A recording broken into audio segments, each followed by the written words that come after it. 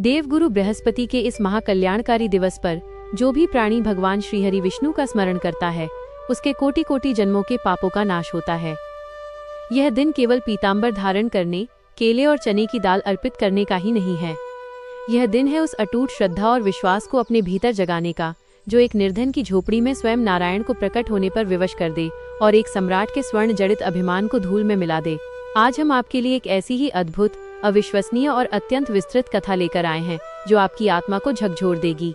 ये कथा है एक मुट्ठी चने की, एक सूखे पत्ते की और उस निष्काम भक्ति की, जिसने एक अभिमानी सेठ के स्वर्ण सिंहासन को हिलाकर रख दिया और ये सिद्ध कर दिया कि भगवान भाव के भूखे हैं, भोग के नहीं।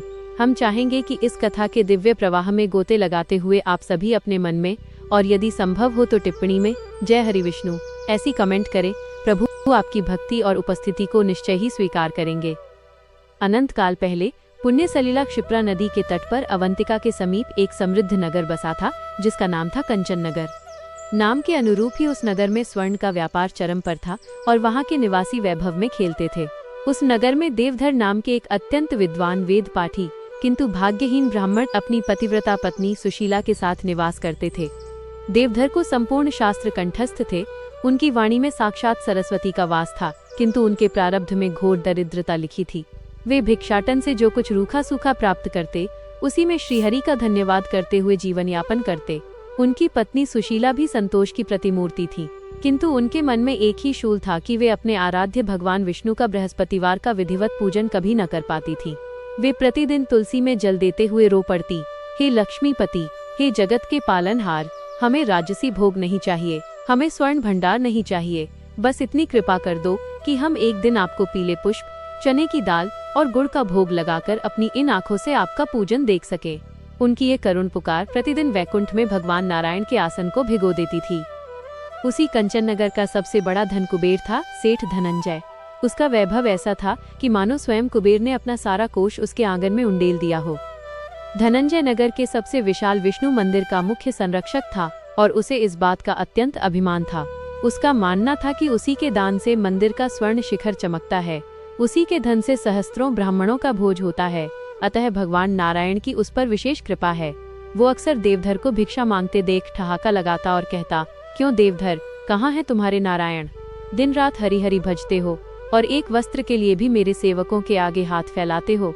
अरे भक्ति मेरी देखो, मेरे धन से यह मंदिर चलता है, मेरे स्वर्ण से प्रभु का श्रृंगार होता है, तुम्हारे सूखे कंठ से निकली पुकार से कुछ नहीं होता। देवधर उसकी कटु बातें सुनकर भी मुस्कुरा देते और कहते, सेठ जी, मेरे नारायण मेरे हृदय में हैं, उन्हें स्वर्ण शिखरों की आवश्यकता नहीं, वे तो उस भक्त के आंसू की एक बूंद पर रीझ जाते हैं जो सच्चे मन से उन्हें पुकारता है। धनंजय इसे देवधर का पागलपन समझकर अपने स्वर्ण जड़ित रथ पर बैठकर चला जाता। समय का चक्र घूमा और एक अत्यंत शुभ गुरु पुष्य अमृत योग का बृहस्पतिवार आने वाला था। सेठ धनंजय ने घोषणा करवाई कि वह इस दिन मंदिर के गर्भगृह में भगवान की पुरानी प्रतिमा को हटाकर शुद्ध स्वर्ण की एक नई विशाल प्रतिमा स्थापित करवाएगा और मंदिर के किवाड़ों पर भी स्वर्ण की परत चढ़वाएगा। उसने इस महापूजन के लिए देश विदेश के राजाओं और सेठों को आमंत्रित किया। पूरा नगर उत्सव में डूब गया। दूसरी ओर देवधर और सुशीला की कुटिया में उस दिन चूल्हा जलने की भी कोई आशा नहीं थी। बुधवार की संध्या को सुशीला ने एक टूटी मटकी में देखा। उसमें केवल 11 चने के दाने पड़े थे, जो उसने किसी पक्षी के घोंसले से गिरे हुए पाकर उठा लिए थे। उसके पास हल्दी की एक सूखी गांठ और पीपल के कुछ सूखे पत्तों के सिवा कुछ नहीं था। वह अपने भाग्य पर फूट फूट कर रो पड़ी, स्वामी, कल तो महापर्व है, पूरा नगर स्वर्ण में तुल रहा है और हम अपने नारायण को जल की एक अंजलि भी देने में असमर्थ हैं। देवधर ने उसे ढाढ़स बंधाया, सुशीले, धैर्य रखो, यदि हमारे भाग्य में उनकी पूजा लिखी है तो वे स्वयं मार्ग बनाएंगे। उसी रात्रि जब कंचन नगर वैभव के दीप जला रहा था, भगवान नारायण ने अपने भक्तों की परीक्षा और अभिमानी को दंड देने का निश्चय किया। उन्होंने एक जटाधारी, विक्षिप्त से दिखने वाले वृद्ध साधु का वेश धरा। वे पहले सेठ धनंजय के महल के द्वार पर पहुंचे, जहां सैकड़ों पकवानों की सुगंध उड़ रही थी। धनंजय अपने मुनीमों के साथ स्वर्ण मुद्राओं का हिसाब कर रहा था। साधु ने पुकार लगाई, नारायण हरि, अलख निरंजन, ये वृद्ध 2 दिन से भूखा है, एक रोटी का टुकड़ा मिले। धनंजय ने वहीं से गरज कर कहा, अंधे हो क्या, देखते नहीं, कल के महापूजन की तैयारी चल रही है, यहाँ कोई रोटी वोटी नहीं है, कल भंडारे की पंक्ति में आकर लग जाना। साधु वेशधारी नारायण मुस्कुराए और बिना कुछ कहे वहां से चल दिए। वे अब उस घोर अंधकार में उस जीर्ण शीर्ण कुटिया की ओर बढ़े, जहां देवधर और सुशीला केवल जल पीकर सोने की तैयारी कर रहे थे। द्वार पर वही पुकार गूंजी, नारायण हरि, क्या इस कुटिया में कोई है जो इस मरते हुए वृद्ध को एक घूंट जल पिला सके? देवधर ने तुरंत द्वार खोला। उस कृशकाय साधु को देखते ही वे समझ गए कि यह कोई सामान्य याचक नहीं है। उन्होंने साधु को आदर सहित अंदर बिठाया, किंतु आसन के नाम पर एक फटी चटाई ही थी। सुशीला ने मिट्टी के पात्र में जल लाकर साधु के चरण धोए। साधु ने कहा, पुत्री, मैं 3 दिन से भूखा हूँ, जो कुछ भी रूखा सूखा हो मुझे दे दो। यह सुनकर सुशीला और देवधर की आंखों से झरझर आंसू बहने लगे। सुशीला ने रोते हुए उस मटकी से वे 11 चने के दाने निकाले और साधु की अंजलि में रख दिए। क्षमा करे महात्मन, आज हमारे घर में अतिथि सत्कार के लिए इन दानों के सिवा कुछ भी नहीं है। साधु ने वे 11 दाने देखे और अट्टहास कर उठे। पगली, तू इसे 11 दाने कहती है? ये तो 56 भोगों से भी बढ़कर है, क्योंकि इसमें तेरे आंसुओं का अमृत और तेरे संतोष का गुड़ मिला है। साधु ने एक दाना मुंह में डाला और तृप्त होकर डकार ली। फिर उन्होंने देवधर से कहा, वत्स, कल के महापर्व के लिए तुमने क्या तैयारी की है? देवधर ने लज्जा से सिर झुका लिया। साधु मुस्कुराए और बोले, चिंता मत करो, कल प्रातःकाल उठकर इसी हल्दी की गांठ को घिसकर मेरा चंदन बनाना। केले के स्थान पर ये जो तुम्हारे आंगन में सूखा पीपल का पत्ता पड़ा है, उसे ही अर्पित करना। और भोग, अरे ये जो शेष 10 चने के दाने हैं, ये ही मेरे लिए कल के महाभोग होंगे। बस ये याद रखना, धनंजय मंदिर में स्वर्ण की प्रतिमा बिठाएगा, किंतु कल मैं तेरी कुटिया में इन 10 दानों का भोग खाने आऊंगा। इतना कहते ही वो साधु दिव्य प्रकाश में विलीन हो गए। देवधर और सुशीला समझ गए कि स्वयं नारायण पधारे थे। वे दोनों भक्ति के आनंद में रात भर रोते और नाचते रहे। अगली सुबह बृहस्पतिवार का महापर्व। एक और सेठ धनंजय का स्वर्ण जड़ित मंदिर, जहां सहस्त्रों पंडित वेद मंत्रों का उद्घोष कर रहे थे। 56 भोगों के पर्वत सजे थे। इत्र और केसर की सुगंध से दिशाएं महक रही थीं। स्वयं राजा अपने मंत्रियों सहित पधारे थे। दूसरी ओर देवधर की कुटिया, जिसे सुशीला ने गोबर से लीपकर पवित्र किया था। देवधर ने स्नान करके हल्दी को घिसकर एक कटोरी में रखा। सुशीला ने पीपल के उस सूखे पत्ते को धोकर उस पर वे 10 चने के दाने सजाए। उनके पास कोई प्रतिमा नहीं थी। उन्होंने मन में ही भगवान के पीतांबरधारी रूप का ध्यान किया। उनके पास धूप दीप नहीं थे। उनकी आंखों से बहती अश्रुधारा ही अभिषेक कर रही थी। उन्होंने कोई वेद मंत्र नहीं पढ़ा, बस रुंधे कंठ से श्री कृष्ण गोविंद हरे मुरारी, हे नाथ नारायण वासुदेवा का कीर्तन आरंभ कर दिया। वे दोनों पूजा में ऐसे डूबे कि उन्हें अपने तन मन की सुध न रही। उनकी उस भाव भक्ति से वो कुटिया एक दिव्य प्रकाश और ऐसी अलौकिक सुगंध से भर उठी, जो कंचन नगर के उस महामंदिर की केसर कस्तूरी की सुगंध को भी दबा रही थी। हमें भी उस ब्राह्मण दंपति की भक्ति से सीख लेनी चाहिए कि भगवान को आडंबर नहीं, केवल शुद्ध भाव प्रिय है। आप सभी भी मन में श्रद्धा रखकर एक बार पुनः जय हरि विष्णु का स्मरण करें, क्योंकि कथा का चमत्कार तो अब होने वाला है। इधर मंदिर में शुभ मुहूर्त आ गया था। सेठ धनंजय ने राजा के हाथों गर्भगृह के नवनिर्मित स्वर्ण किवाड़ों का अनावरण करवाया। पंडितों ने मंगल घोष किया। अब जैसे ही राजा और सेठ धनंजय ने उन स्वर्ण किवाड़ों को खोलकर नई स्वर्ण प्रतिमा को स्थापित करने के लिए उन्हें स्पर्श किया, वे किवाड़ टस से मस न हुए। उन्होंने पूरा बल लगाया, पर किवाड़ जैसे किसी अदृश्य शक्ति ने सील कर दिए हों। हाथियों को लाओ, धनंजय ने आज्ञा दी। 10-10 बलशाली हाथियों ने किवाड़ों पर धक्का लगाया, किंतु वे 1 इंच भी न हिले। मंदिर में सन्नाटा छा गया। राजा का मस्तक क्रोध से तन गया। धनंजय का चेहरा भय से पीला पड़ गया।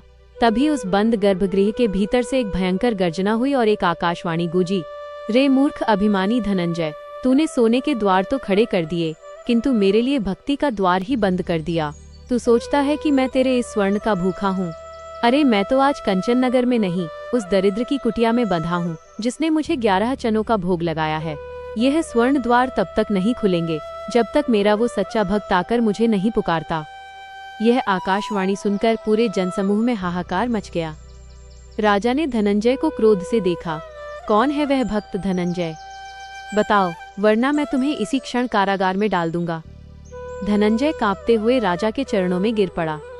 उसे याद आया कि देवधर ने उसे नारायण के भाव भक्त होने की बात कही थी।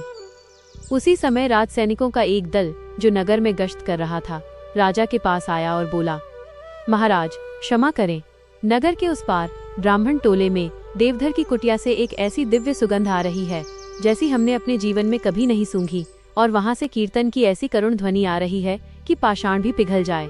राजा ने एक क्षण भी नहीं गंवाया। वे अपने राजसी रथ से उतरे और नंगे पैर ही देवधर की कुटिया की ओर दौड़ पड़े। उनके पीछे मंत्री, सेठ धनंजय और वो लाखों की भीड़ भी नारायण नारायण का जाप करती हुई दौड़ पड़ी। जब वे सब कुटिया के पास पहुंचे तो उन्होंने देखा कि देवधर और सुशीला अभी भी भाव समाधि में लीन थे। उनके सामने पीपल के पत्ते पर रखे वे 10 चने के दाने शुद्ध स्वर्ण के मणियों की भांति चमक रहे थे और हल्दी की वो गांठ केसर से अधिक सुगंध दे रही थी। राजा ने देवधर के चरण पकड़ लिए। हे विप्रवर, हे सच्चे भक्त, हमसे अपराध हो गया, अपने इस अभिमानी सेवक को क्षमा करें। प्रभु ने आपके मान के लिए अपने कपाट बंद कर लिए हैं, कृपा करके चलिए और प्रभु को मना लीजिए। देवधर समाधि से जागे और अपने राजा को चरणों में देखकर घबरा गए। उन्होंने राजा को उठाया और कहा, राजन, ये आप क्या कर रहे हैं? मैं तो अकिंचन हूँ, प्रभु की लीला वे ही जाने। धनंजय, जो अब तक लज्जा से गड़ा जा रहा था, वो देवधर के पैरों में सर्प की भांति लौट गया। हे देवधर, मुझे क्षमा कर दो, मैंने तुम्हें नहीं, स्वयं भगवान की भक्ति का उपहास किया है। आज से मेरा ये सारा धन, ये मंदिर, सब तुम्हारा है। बस मेरे नारायण को मुझसे रूठने मत दो। देवधर ने उसे उठाकर गले से लगा लिया। राजा और धनंजय देवधर और सुशीला को पालकी में बिठाकर ससम्मान मंदिर तक लाए। मंदिर के द्वार पर पहुंचकर जहां सहस्त्र हाथी बल हार गए थे, वहां देवधर ने हाथ जोड़कर अपनी आंखें मूंद लीं। उन्होंने केवल इतना कहा, हे मेरे नाथ, हे नारायण, यदि आपकी इस दासी सुशीला की और मुझ अकिंचन की भाव पूजा में कोई शक्ति थी, यदि आपने हमारे वे 11 दाने स्वीकार किए हैं, तो अब और लीला न करे प्रभु, अपने भक्तों को दर्शन दें। यह स्वर्ण द्वार नहीं, यह आपके हृदय का द्वार है, इसे खोल दें। इतना कहकर देवधर ने जैसे ही उन स्वर्ण किवाड़ों को अपने कांपते हाथों से स्पर्श किया, वे विशाल किवाड़ किसी पुष्प की पंखुड़ियों की भांति महागर्जना करते हुए स्वयं ही खुलते चले गए। किंतु अंदर का दृश्य देखकर सबकी आंखें फटी रह गईं। गर्भगृह में वह नई स्वर्ण प्रतिमा नहीं थी, अपितु भगवान की वही पुरानी श्याम वर्ण की पाषाण प्रतिमा थी। और चमत्कार ये था कि उस पाषाण प्रतिमा के होठों पर हल्दी का लेप लगा था, उनके चरणों में पीपल का एक पीला पत्ता पड़ा था और उनके हाथों में वे 10 स्वर्ण रंजित चने के दाने रखे थे। भगवान ने धनंजय का स्वर्ण त्याग कर देवधर की हल्दी और चने को स्वीकार कर लिया था। यह देखते ही राजा, धनंजय और लाखों की भीड़ भक्ति में पागल होकर नारायण नारायण का जय घोष करने लगी। देवधर और सुशीला अपने प्रभु की इस लीला को देखकर उनके चरणों में मूर्छित होकर गिर पड़े। उस दिन कंचन नगर ने जाना कि भक्ति का मूल्य धन से नहीं, भाव से आंका जाता है। राजा ने देवधर को अपना राजगुरु बनाया और धनंजय ने अपना सारा वैभव देवधर के चरणों में रख दिया। किंतु देवधर ने वह सब ग्रहण नहीं किया।